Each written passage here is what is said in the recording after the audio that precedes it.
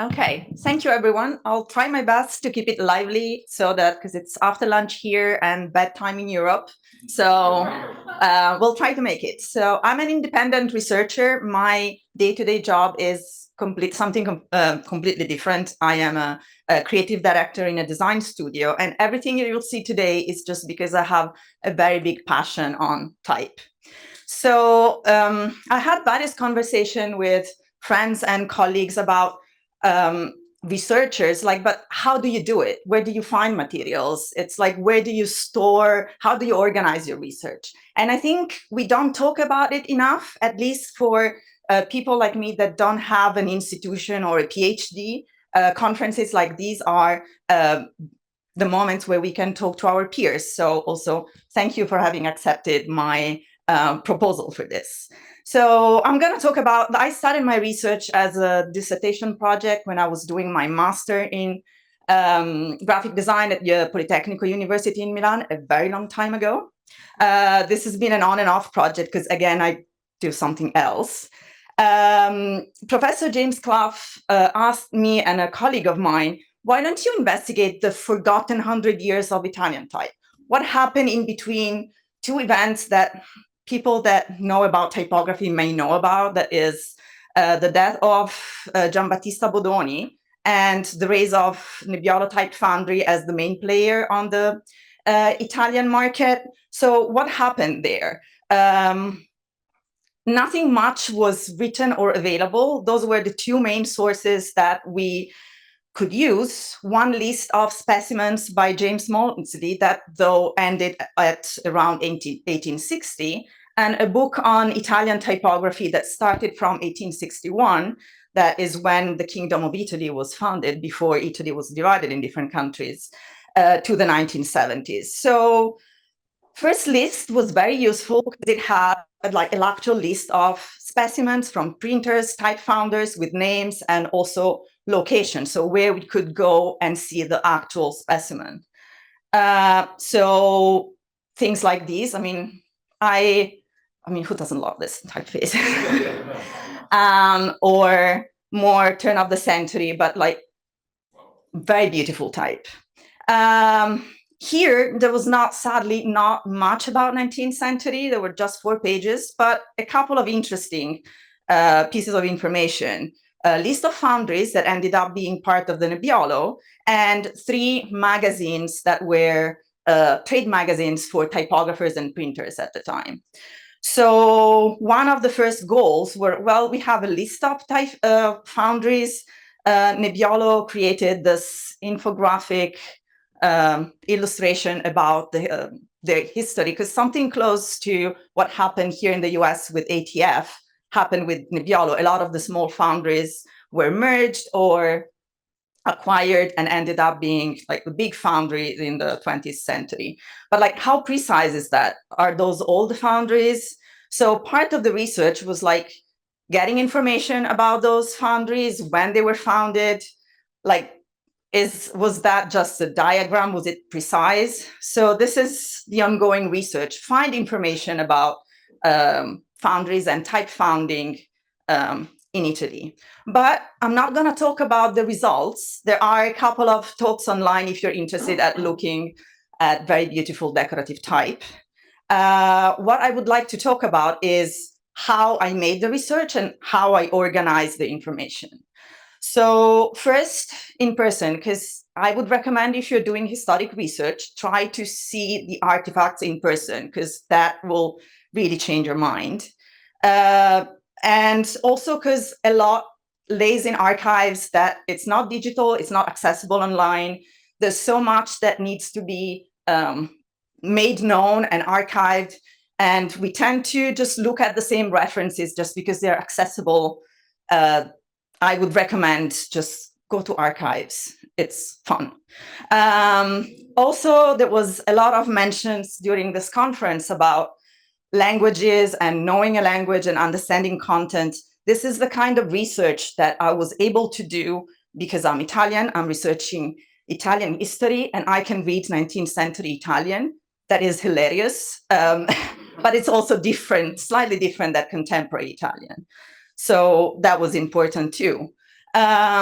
And also type specimens were not supposed to last. They were working tools. People that ditched them or cut them. It's like they were not precious. They're precious now because we love type, but so not a lot survived. So this is like the kind of materials that I would look at. I've been to several archives over the year. As I said, this is an ongoing project, mainly in Italy and a couple in the US.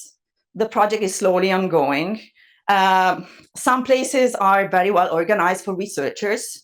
This is also in this like so much type. I would recommend paying a visit there. Some other places are less organized. And it's like, oh, you want typefaces? These are the folders that are labeled type here, physically.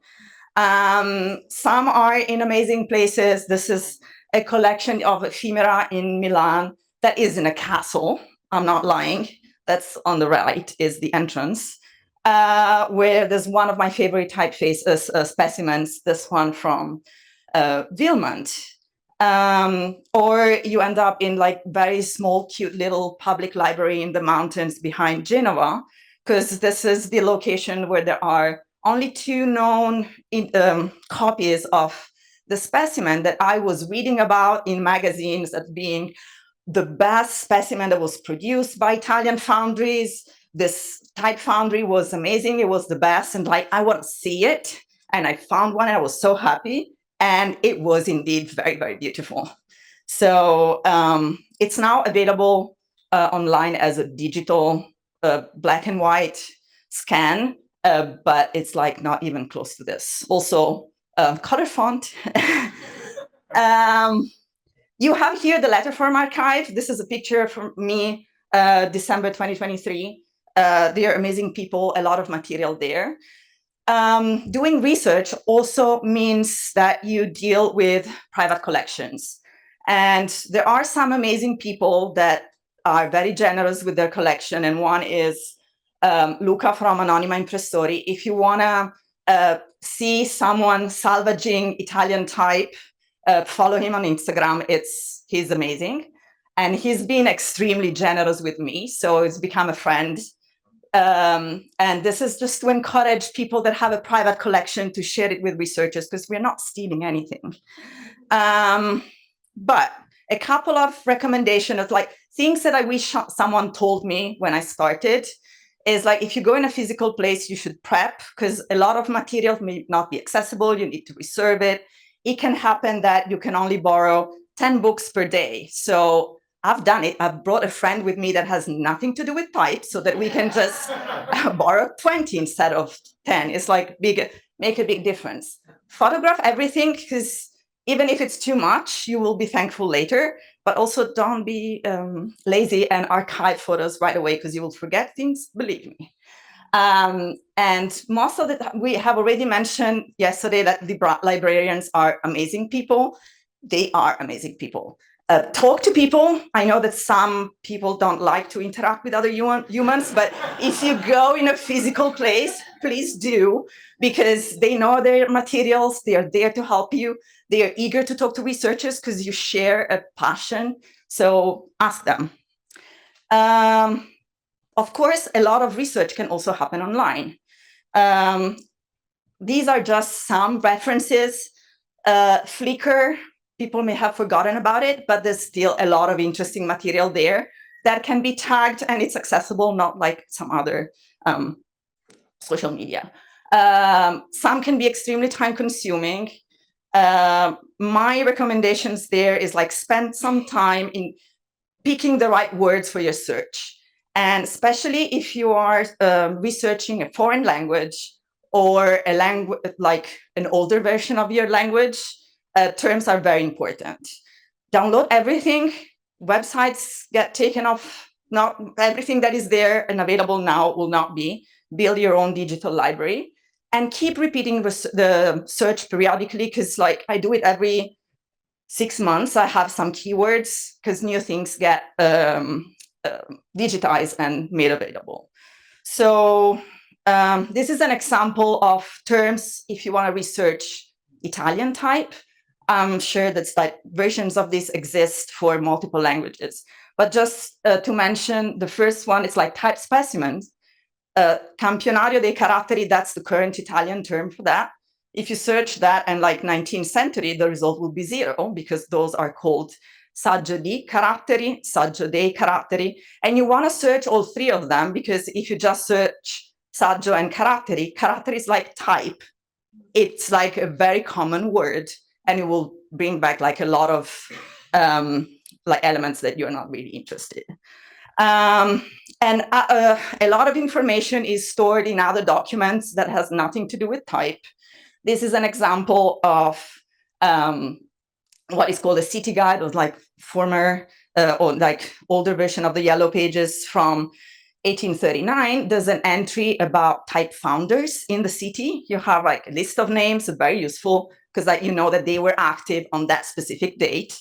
A couple of them got an award, so that is also something important to know because it means that they were good, better than others.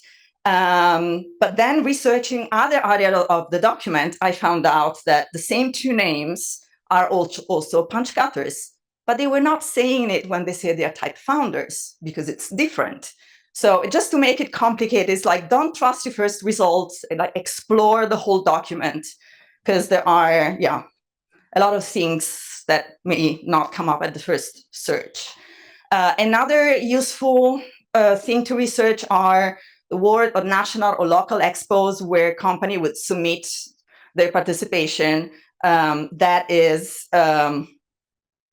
here, for instance, we have like 3 names of foundries. The first one is misspelled because misspelling is a thing. So like take notes of how like the names that you're researching are misspelled and do searches for those 2. For instance, Riper had original punches, which is again a nice information. And Negroni had a perfect copy of a Berthold border. Like it's a good thing, I guess. They're good at copying. But anyway, a lot of information there. If you're lucky, you get some photographic documentation too. These on the right are photos of the Nebbiolo factory. And here you can see that there are some women working there in the male and just not a type department, but this is nice to see, not just male faces. Or like happy surprises. This is an article in the weekly supplement of the local paper in Milan that they did an article about the local type foundry with pictures of the exhibition, the World exhibition, and the warehouse and all the people that were working there. So very interesting. I was not looking for that. It just came up. So I've gathered a lot of material, as you can see, and the question is like, how do I keep track of this? Because again, my full-time job is something else. So I need to store information in a way that if I don't touch it for 6 months, I can still retrieve information. So it's a complicated, well, not complicated system, but it's like I use multiple things. For me, the turning point was using a database and not spreadsheets. As a general, I would say, guideline, try not to repeat information in multiple locations because then you lose track of it, but you can also make mistakes and you're not it's important to, when you do research, you need to have discipline. It's like, okay, this, where I found this, where have I downloaded it, what page? Because then when one day or in another life I'll write a book about this, I want to retrieve this information. So I've used Airtable. I know people use other softwares, but I like how it works. It's again, mix of tools. Let me talk about the database and nerd about it a little bit. I apologize that is part in Italian and part in English. Welcome to my brain.